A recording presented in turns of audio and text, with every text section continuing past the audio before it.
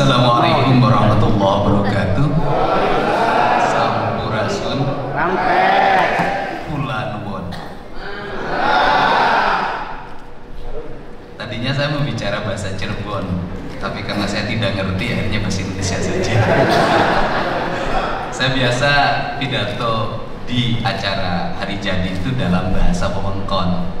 Tapi saya perlu waktu untuk belajar bahasa Cirebon lebih dalam, atau mungkin harus nikah dulu sama orang Cirebon.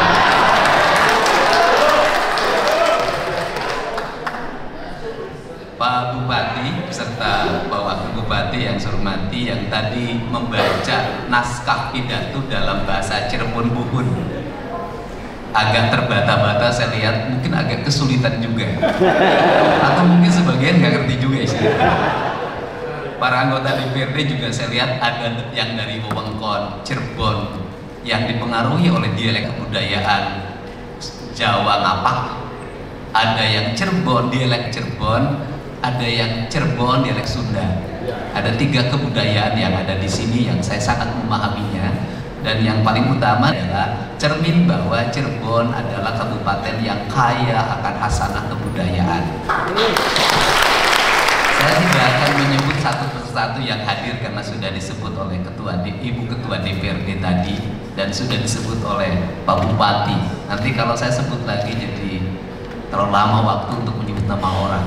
Nanti yang tidak disebut marah orangnya. Akhirnya nanti ngebully saya di media sosial. Ini gara-gara Deddy Mulyadi. Yang pertama bahwa Cirebon adalah Caruban adalah sebuah daerah yang memiliki karakter eksentrik dalam sebuah kebudayaan, dan dia kebudayaan yang masih tersisa di antara cerita sejarah kebudayaan Sunda yang berasal dari kebudayaan Galuh, kebudayaan Pakuan, kemudian menjadi kebudayaan Galuh Pakuan Pajajaran. Yang lain hanya cerita yang bersifat narasi sastra atau cerita dalam babat parahyangan. Cerita-cerita, kemudian wujud nyatanya yang ada hanya beberapa yang saya lihat. Yang pertama masih adanya batu tulis yang kemarin saya kunjungi, dan yang kedua masih adanya mahkota binukasi yang dititipkan dari Raja Pajajaran oleh Senopati Jayaperkasa di akhir masa kekuasaannya, kemudian disimpan sekarang di Museum Sumedang. Ada 3 titik peradaban yang saya lihat. 1, mengembaranya Kanjeng Prabu Siliwangi dari Pakuan Pajajaran kemudian menikah dengan santri yang ada di Karawang, melahirkan keturunan yang pada akhirnya melahirkan Kesultanan Cirebon. Kemudian Kesultanan Cirebon merasa harus berdiri sendiri karena memiliki pemahaman dan keyakinan yang berbeda dengan leluhurnya yang akhirnya terpisah dari Pakuan Pajajaran. Dari seluruh rangkaian itu yang paling menarik adalah bahwa dari sekian rangkaian peristiwa di mana Kacirebonan memisahkan diri dari Pakuan Pajajaran, justru hari ini di antara kebudayaan di Jawa Barat yang masih sangat menghormati dan menyebut nama Prabu Siliwangi dalam hari jadinya hanya di Cirebon. Di tempat lain saya tidak pernah mendengar.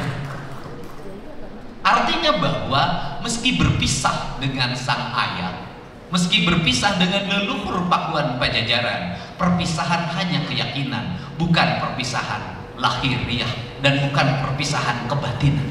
Beda antara keyakinan dengan kebatinan.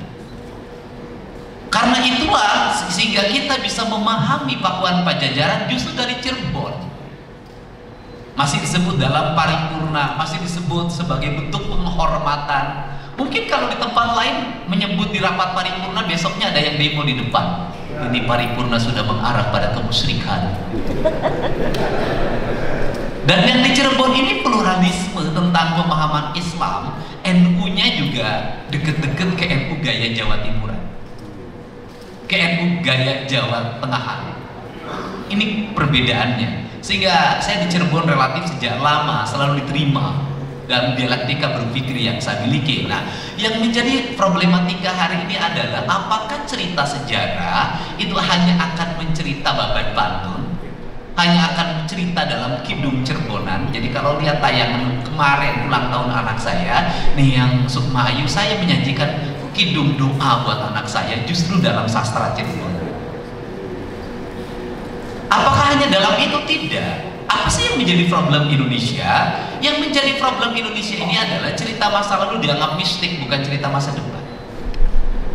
Dan kita lebih memilih masuk dalam cerita-cerita mistisisme, bukan cerita akademik, bukan cerita yang dituangkan dalam undang-undang, bukan cerita yang dituangkan dalam peraturan gubernur, bukan cerita yang dituangkan dalam peraturan daerah, bukan cerita yang dimasukkan dalam sebuah konstitusi. Inggris membuat cerita narasi sejarah peradabannya dalam konstitusi, Australia dalam konstitusi, Amerika dalam konstitusi, Iran dalam konstitusi, Arab Saudi dalam konstitusi, semuanya dalam konstitusi. Sehingga peradaban modern yang mereka lalui, Arab tumbuh menjadi manusia modern kekinian hari ini, tapi mereka tidak lupa terhadap budaya Arabnya. Tiongkok hari ini masuk dalam percaturan dunia, dia tumbuh menjadi negara yang kuat dan menuju arah adidaya dengan budaya Tiongkoknya, budaya Cinanya, budaya Konghucunya, tetapi dia masuk dalam narasi politik kapitalisme yang berbasis komunisme. Dia menjadi raksasa baru, dia raksasa dengan peradaban baru, dengan tatanan baru, tetapi dia tetap menampilkan tata nilai kebudayaan lamanya yang harus menghegemoni dunia. Orang Tiongkok, keturunan yang ketujuh tetap di Indonesia, dia tetap merayakan Imlek. Keseniannya tetap barongsai, salamnya tetap gong cipacat. Pertanyaannya adalah, anak kita yang pindah rumah dari kampung, pindah ke perumahan di kota Cirebon atau di kota Sumber, bahasanya sudah berbeda, makanannya sudah berbeda, gaya hidupnya sudah berbeda. Dan saya mempelajari adalah setiap daerah yang meninggalkan kebudayaannya, maka daerah itu akan terhegemoni politiknya, akan terhegemoni ekonominya, tanahnya akan berpindah tangan, ekonominya akan berpindah tangan, perputaran ekologinya akan berpindah tangan, politiknya juga akan didominasi oleh wajah baru dan politik baru. Untuk itu maka momentum ini saya ingatkan, yang pertama adalah mari kita bersama-sama antara bupati sebagai kepala daerah, sebagai eksekutif, dengan DPRD untuk segera melakukan perubahan tata ruang Cirebon secara paripurna. Tata ruang jangan hanya didasarkan pada pengetahuan yang bersifat kekinian, tapi tata ruang harus didasarkan pada historical ecological. Historical adalah tidak boleh tata ruang lepas dari sejarahnya. Situs-situs kebudayaan, situs-situs peninggalan masa lalu tetap harus dilindungi dengan aspek-aspek ekologikal. Artinya aspek ekologinya harus juga dilindungi. Tidak boleh ada perusakan di situ. Hutannya harus tetap terjaga, carubannya harus tetap terjaga, danau-danaunya harus tetap terjaga, sungai-sungainya harus tetap terjaga. Saya pelajari Vietnam mengalami kemajuan yang sangat luar biasa hari ini. Sungai-sungainya jernih, danau-danaunya bersih, masyarakatnya disiplin, pemerintahnya menggunakan tangan besi untuk mengatur rakyatnya. Tiongkok mengatur anak-anak muda yang pemabuk, mengatur anak-anak muda yang malas, mengatur anak-anak muda yang setiap hari marah pada orang tuanya menjadi benar di keluarga. Dikerahkan tentara untuk mengambil mereka dari rumahnya, dimasukin barang militer selama 6 bulan. Pulangnya mereka menjadi manusia yang tersadar dan kembali pada orang tuanya, kembali pada negara dan budaya Tiongkok. Teologikal ini akan saya terapkan di Jawa Barat. Tidak bisa dalam setiap tahun cerita kita hanya cerita geng motor. Tidak bisa dalam setiap tahun cerita kita hanya cerita tawuran. Tidak bisa setiap tahun cerita kita dan cerita orang yang mati karena oplosan. Ini harus segera dihentikan. Kenapa? Kita punya kebudayaan, kita punya nilai ajaran Islam sebagai nilai-nilai ritualitas, sebagai nilai-nilai substansial, nilai-nilai spiritualitas. Tetapi kenapa kita tidak bisa menyelesaikan hal-hal yang remeh-temeh dan kecil ini? Faktornya cuma satu, kita lebih senang membangun wacana dibanding bertindak nyata. Untuk itu kalau bersedia, pemerintah Kabupaten Cirebon bisa bekerja sama dengan jajaran TNI dan Polri. Pemerintah provinsi bersedia membangun mesnya. Orang tuanya diberikan kesadaran kalau anaknya nakal, maka dia telepon tentara, telepon polisi, diangkut, dimasukin mes, dilakukan pembinaan, diarahkan dalam waktu 6 bulan ke depan. Kalau masih parah setahun, untuk apa? Dikembalikan dia pada orang yang mencintai orang tuanya, orang yang mencintai lingkungannya, orang yang mencintai sesamanya, dan orang yang mencintai Tuhan secara umum. Kerangka inilah kenapa saya tidak mau orang Jawa Barat ke depan menjadi generasi cium. Saya tidak mau orang Jawa Barat ke depan menjadi generasi geng motor. Saya tidak mau orang Jawa Barat menjadi monster di lingkungan rumahnya, menjadi monster di jalanannya. Pada akhirnya mereka mati muda. Ketika mati muda itulah saya tidak mau orang-orang terdidik berasal di luar Jawa Barat kemudian mendominasi, dan orang sini selamanya hanya menjadi kuli terhadap Tuhan. Mindset yang kedua, tata ruangnya harus dikelola dengan baik. Cirebon memiliki desain arsitektur yang indah. Saya merumuskan desain arsitektur di Lemur Pakuan imajinatif. Saya ketika jadi Bupati Purwakarta membuat restrukturisasi desain arsitektur Triptang itu dibuat imajinatif. Saking inginnya ada peradaban. Kalau di sini tidak perlu imajinatif, ada historis. Yang harus dilakukan adalah modernisasi. Bagaimana? Kualitas bangunnya harus ditingkatkan. Kalau leluhur kita membangun Tajuk sampai hari ini masih berdiri dengan kokoh, kenapa kita bangun pagar mesti roboh? Karena itulah kita bersama-sama. Jadi kenapa Cirebon bisa menjadi kota utama, kabupaten utama yang menyerupai Jogja? Apa yang tidak ada di sini?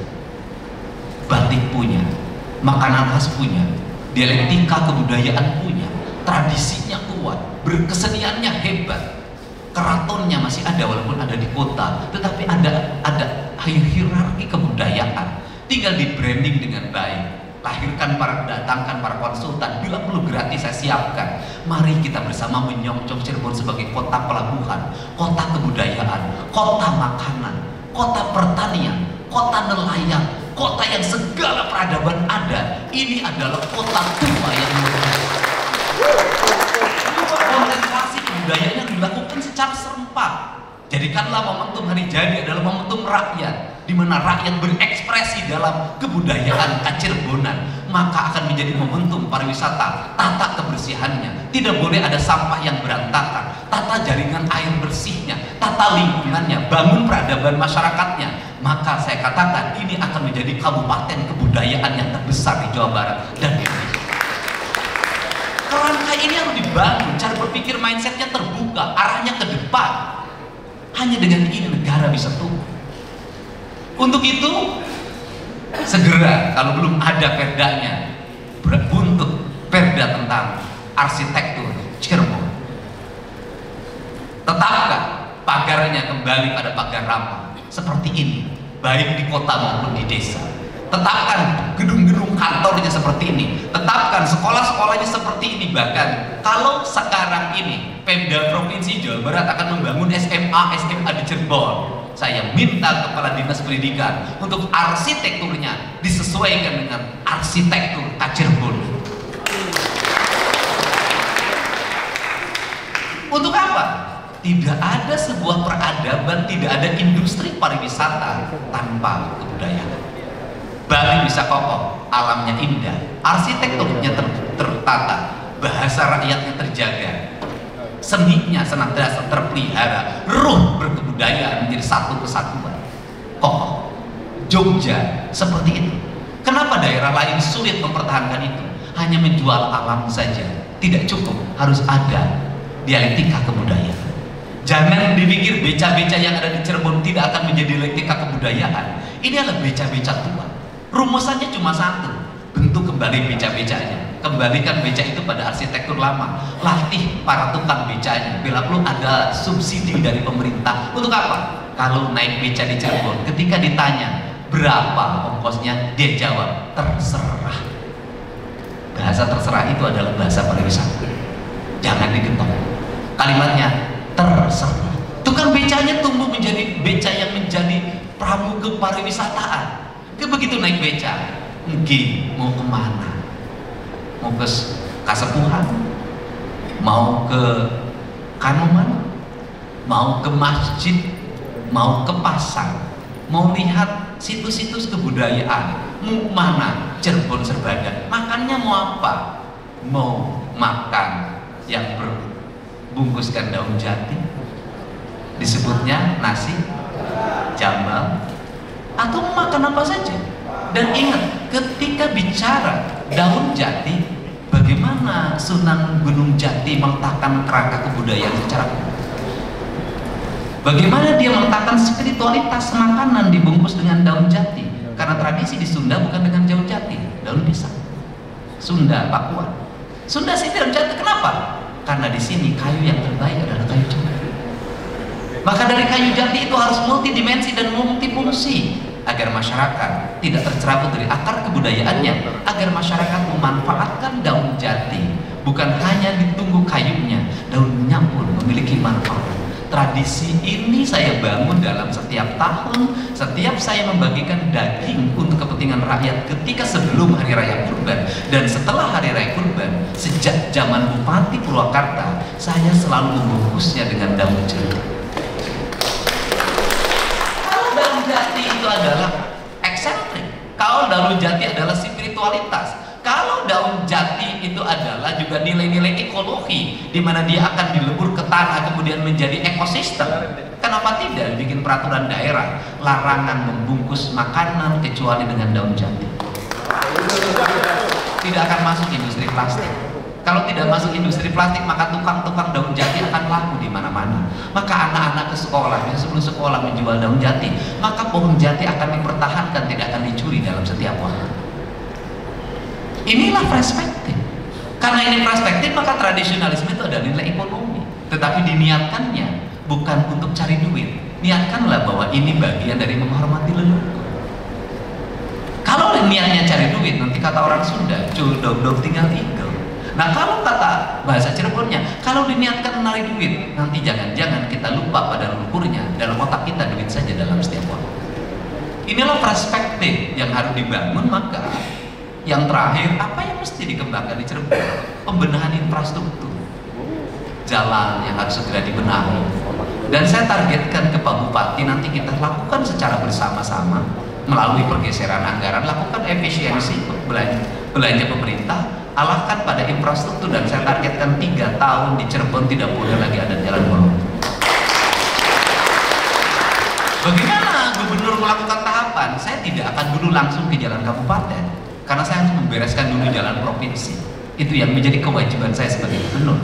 Tetapi yakinlah bahwa jalan provinsi tahun ini sudah 90%, tahun depan tinggal 10%. Di tinggal 10% inilah provinsi akan mulai mengintervensi jalan-jalan kabupaten.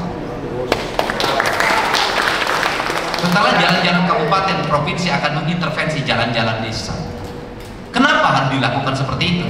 Pembangunan harus terintegrasi, tidak boleh ada disparitas, tidak boleh ada penumpukan uang di kota, tidak boleh ada penumpukan uang pada sebuah daerah, maka dia harus terdistribusi dengan baik. Maka kebijakan fiskal di Provinsi Jawa Barat nanti bukan hanya mempertimbangkan aspek pendapatan pada sebuah wilayah, tapi pendapatan dari sebuah daerah bisa bergeser ke daerah lain dengan pertimbangan apa? Dia melestarikan hutan, dia menjaga mata air, dia untuk menyelesaikan kemiskinan. Itu menjadi pertimbangan fiskal Provinsi Jawa Barat. Sehingga pada saat ini provinsi mulai bulan depan kita sudah meluncur program infrastruktur di seluruh Provinsi Jawa Barat dengan efisiensi yang luar biasa. Angkanya di tempat lain orang menurun pembangunannya, di Jawa Barat mengalami peningkatan alokasi jalan irigasi yang hanya 600 loncat ke 22,4 triliun. Pembangunan infrastruktur pendidikan yang hanya 600 loncat ke 1,3 triliun. Semua anggaran listrik yang hanya kisaran 40 miliar loncat ke 350 miliar. Seluruh loncatan itu dilakukan dengan apa? Ketauladanan. Dimulai dari siapa? Gubernur Nadulun efisien. Belanja dinasnya dipotong 3/4-nya. Anggaran bajunya hilang. Anggaran, kalau orang sering cerita ke saya, Kang Deddy pencitraan, justru anggaran pencitraan di Provinsi Jawa Barat menurun tajam dari 49 miliar hanya 3 miliar kerjasama media. Harus dimulai dari pemimpinnya. Kalau pemimpinnya tidak dimulai, maka setiap orang akan berkata, kamu hanya basa-basi. Efisien mobil saya rangkaiannya hanya 3. Para kepala dinas tidak boleh ikut. Kenapa? Sudah saya pangkas 70% anggaran perjalanan dinasnya. Saya ngerti mereka tidak bisa kemana-mana. Ini harus dilakukan efisiensi ini. Kenapa? Negara tidak boleh terus-terusan. Masalahnya itu juga harus mengalami loncatan. Kita jangan terlalu jauh nanti ketinggalan oleh TikTok. Kita jangan terlalu jauh ketinggalan oleh Vietnam, oleh Singapura. Caranya adalah rubah cara berpikir eksekutif dan legislatifnya, visioner, bukan hanya berpikir. Inilah prinsip-prinsip dasar. Dan yang terakhir juga saya ngajak para guru semuanya untuk mengintegrasikan pembangunan secara paripurna. Saya kemarin menjamin di salah satu kabupaten, saya bilang, saya jamin kabupaten desa Anda tidak ada orang yang minta satu orang pun ke desa Anda atas nama apa. Tapi ingat, auditnya akan serius. Kenapa? Kalau Anda tidak ada yang minta, tidak ada alasan Anda hasil SPJ-nya fiktif. Kenapa? Negara harus segera dibangun tata kelola keuangannya dengan baik. Visi pemerintahan yang dibangun dengan baik, meletakkan kerangka dasar pembangunan dengan kuat. Kita tidak usah berpikir 5 tahun ke depan kita jadi apa. Yang harus kita pikirkan adalah 5 tahun ini kita berbuat apa. Karena 5 tahun ke depan ditentukan oleh kita hari ini. Saya meyakini betul para pemimpin yang bekerja untuk rakyat akan senantiasa dicintai rakyat. Tidak usah menggunakan buzzer di media sosial, tidak usah. Seluruh rakyat akan membelanya dalam setiap waktu, karena dia merindukan orang yang mengopeni, orang yang mengayomi. Dan hari ini, di hari Kartini ini, saya menyampaikan ucapan bela sungkawa atas meninggalnya warga Indramayu yang dibakar oleh suaminya. Dan ketika sudah dibakar oleh suaminya, rumah sakitnya menolak dengan alasan BPJS tidak bisa melakukan klaim terhadap orang yang dibakar. Ini adalah peristiwa kedua yang saya temui.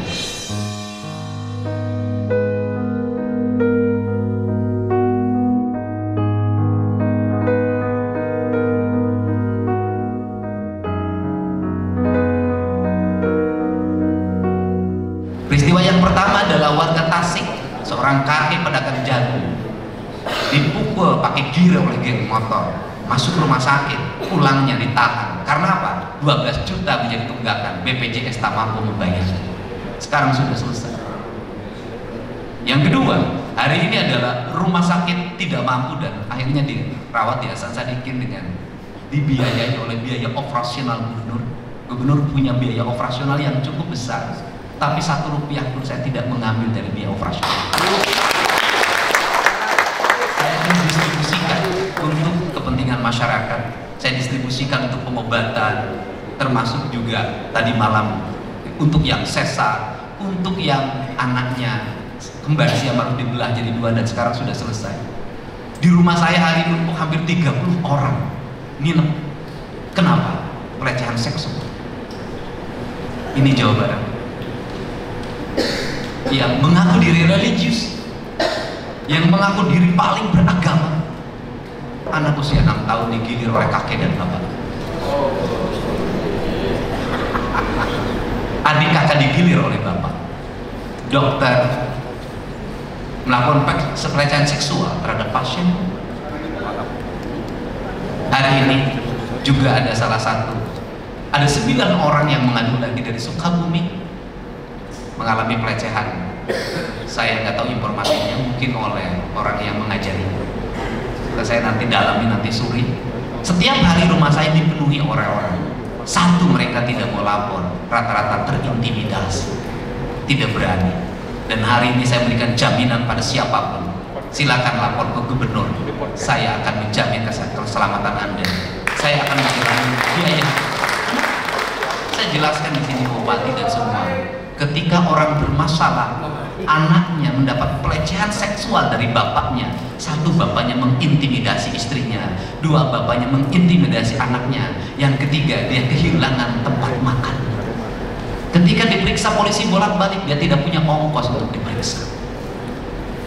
Untuk itu negara harus hadir, menjamin Selama pemeriksaan sampai pengadilan, kehidupan Anda saya jamin, makan Anda saya jamin.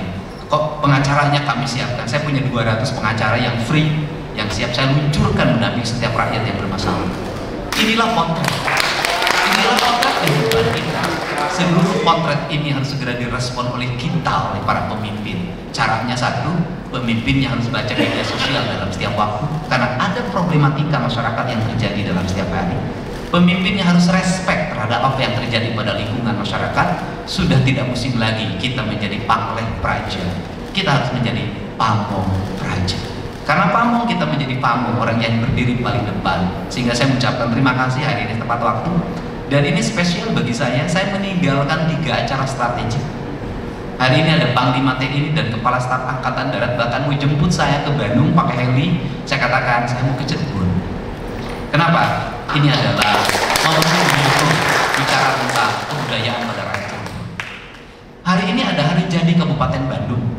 Saya minta nanti malam saja Pak Soyangan saya datang. Hari ini ada Menko Infrastruktur membahas Kertajati di Kertajati. Saya mewakilkan semuanya demi Kabupaten Cirebon. Dan setelah ini saya harus cepat karena hari ini saya membongkar 150 rumah yang ada di pinggir jalan. Saya harus mengembalikan jalan raya itu bersih dari bangunan yang kumuh, bersih dari tempat prostitusi. Tetapi apakah saya membenci orang yang saya dapatkan menjadi PSK? Saya tidak. Saya nyiapin uang untuk segera kamu pulang ke rumah. Pikirkan jalan kamu hidup ke depan. Ini bekal buat kamu sebulan. Minimal sebulan kamu tidak terima tamu dulu deh. Itu yang selalu salah. Anda bisa lihat seorang ibu ketika saya minta bangunannya dibongkar, bukan caci maki saya, menangis. Kenapa? Pada akhirnya dia bisa bertemu dengan saya. Problem anaknya ditemukan. Satu, ijazahnya di salah satu sekolah di sebelah Herang Subang tidak bisa ditebus. Yang satu lagi anaknya mau masuk SMA tidak punya duit. Juga masuk SMA tidak punya duit. Akhirnya pertemuan dengan saya membongkar lawar berdampak pada 2 hal. Satu, dia punya rumah kontrakan setahun. 2, dia punya modal kerja. 3, 2 anaknya sekolah. Problem kita. Tetapi apa sih yang menjadi problem kita? Penyelenggara-negaranya penakut. Kenapa? Camatnya kabur karena takut. Gubernur tinggal sendirian di situ. Camatnya takut. Saya katakan kalau jadi penakut jangan jadi camat. Dia hanya ribut urusan tunjangan kinerja aja, tapi tidak pernah ribut bagaimana kinerjanya buruk dalam setiap waktu. Mulai memperhatikan kebersihan lingkungan. Saya masuk kali hanya mencontohkan. Kalau gubernur saja masuk kali berani masuk ke kali kotor, apalagi Kuwu, apalagi RT. Saya kemarin marah pada seorang RT. Kenapa? Karena pohon di pinggir sungai ditebang untuk uang 300.000. Kenapa? Saya tiap hari ngurusin sungai itu, dia nebang pohonnya. Ini problematika. Struktur kebudayaan kita hilang dalam struktur birokrasi kita. Birokrasi kita hari ini sampai tingkat RT tidak ngerti apa yang harus dilakukan. Yang taunya apa? Mencairkan anggaran, membuat pertanggungjawaban. Itu saja. Ini yang harus segera dirubah dalam kita kalau ingin menuju negara maju. Untuk itu saya ucapkan terima kasih pada semuanya. Semoga peristiwa-peristiwa kelam di Cirebon tidak terjadi lagi. Semoga jalan-jalanan Cirebon kosong dari anak-anak yang balapan motor. Semoga di Cirebon dihilangkan bagi anak-anak yang minum ciu dan minuman keras yang lain yang memabukkan. Dan orang Cirebon itu pekerja keras. Satu, tukang kayu saya orang Cirebon. Ya rumah saya itu semuanya itu kayunya orang Cirebon. Dan sekarang sudah jadi kaya di kampungnya. Cuman memang penyakit orang Cirebon. Penyakitnya apa? Punya duit sedikit langsung selamatan. Panggil dangdutan, habis 100 juta.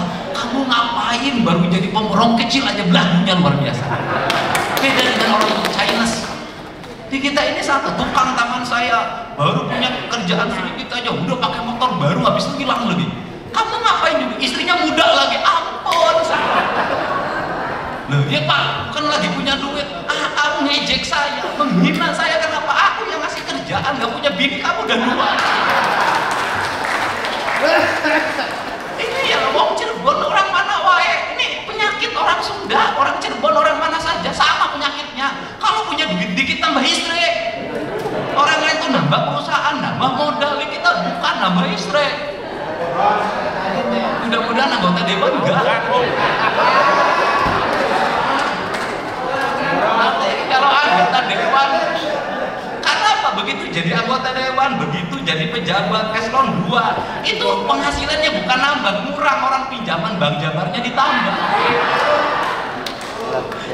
Ini penyakit loh Pak, ini penyakit kita, harus segera diperbaiki. Tiongkok mah begitu orang-orangnya, pekerja keras, dia makannya bubur terus sebelum dia kaya raya. Orang kita bukan punya duit sedikit langsung nongkrong minum wine. Ah sudahlah, ini harus segera diperbaiki kebudayaan kita. Jadi kekalahan kita dalam berkompetisi karena lemahnya etos dan peradaban kita yang harus segera di-upgrade. Ini cara. Dan kemudian saya membagi wilayah kerja itu dalam 5 wilayah kerja berdasarkan culture kebudayaan. 1, wilayah kerja Sunda Kulon, ini leluhurnya orang Cirebon, yaitu Bogor, Kota Bogor, Kabupaten Sukabumi, Kabupaten Cianjur, kemudian Kota Depok. Itu wilayah kerja. Yang kedua, saya adalah wilayah kerja Sunda Pakidulan, Sunda Kidul, yaitu Garut, Tasik, Kabupaten Tasik, kemudian Banjar, Pangandaran, Ciamis. Kemudian masuk lagi, ini wilayah kebudayaan Sunda Wetan, ya ini Cirebon, Kota Cirebon, Majalengka, Kuningan. Kemudian Sunda Tengah, Purwakarta, Subang, Kerawang, Bekasi. Priangan, Bandung, Kota Bandung, Cimahi, Bandung Barat, Sumedang. Ini lima ini nanti lahir 5 karakter kebudayaan papat kalimat pancer. Dan sebagai bentuk bahwa komitmen kita untuk menjaga marwah 5 kewilayahan ini, insya Allah Pak Bupati, nanti musyawarah rencana pembangunan Provinsi Jawa Barat akan dilaksanakan di Eks-Residenan Cirebon. Dan saya menamakannya itu adalah Balai Jaya Dewata, karena itu nama dari Prabu Siliwangi. Dan saya akan segera membangun wilayah itu, membangun arsitekturnya dan sejenisnya berdasarkan karakter kebudayaan Kacirebonan. Dan akhirnya nanti gubernur hadir dalam setiap wilayah. Saya bukan gubernur eksklusif pada sebuah kota, saya adalah gubernur seluruh rakyat Jawa Barat. Dan saya akan hadir dalam setiap momentum strategi, termasuk peringatan Hari Jadi ini. Saya berkomitmen hadir di seluruh wilayah dan membangun bersama-sama. Dan distribusi keuangan provinsi hari ini adalah akan terdistribusi semuanya ke seluruh daerah, tidak ditumpukan di satu kota atau di satu kabupaten. Ini cara dan komitmen saya. Untuk itu saya ucapkan terima kasih. Selamat Hari Jadi Kabupaten Cirebon. Semoga apanjang apunjung, dan masyarakatnya gemah ripa, repe, rapi. Gedung dhuwur kali sambung, pagulingan sepiting trip, pepatetan samia murah, balimbing lan jeruk manis. Wallahu muwaffiq ila aqwamit thoriq. Assalamualaikum warahmatullahi wabarakatuh.